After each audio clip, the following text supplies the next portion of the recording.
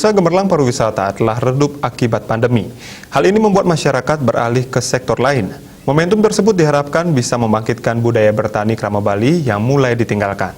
Terlebih, Bali telah mewarisi naskah-naskah kuno sebagai pedoman dalam bidang pertanian.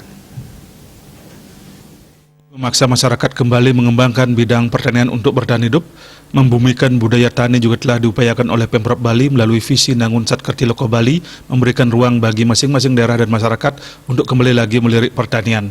Melestarikan pertanian Bali sama halnya dengan menjaga alam Bali. Ini penting dilakukan untuk menjaga kelangsungan hidup kramo dan merawat budaya yang ada di dalamnya. Kaprodi Sastra Bali Unut Wayan Suwardiana menjelaskan, Bali memiliki begitu banyak pedoman dalam menyelamatkan pertanian yang termuat dalam naskah kuno warisan leluhur Bali berupa lontar, salah satunya seperti Kutara Manawa Bangsul. Pemerintah daerah sekarang sedang merubah mindset gitu ya, dan sudah mencanangkan Nangun Satkerti Loko Bali itu. Dan salah satu dari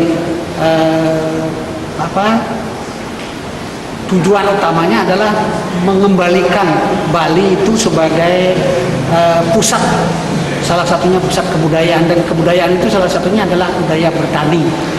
Dan di salah satu teks itu disebutkan ada Sui Kertih gitu yang selama ini belum banyak dikenal gitu ya. Di dalam teks Kutara Manawa Bangsul itu disebutkan Sui Kertih itu adalah bagaimana pertanian itu diselamatkan, yang sampai saat ini kita warisi ada 13 teks.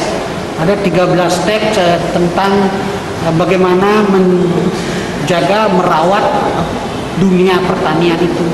Salah satunya saya sebutkan ya Darmaning Pemaculan, kemudian Usada Sawah, Usada Carik, kemudian Aji Pengintar Pantun, Aji Pari, Tatwa Cecarikan, kemudian ada juga Tek Sri Tatwa, ada Tingkahing Megawe di Pertiwi gitu ya.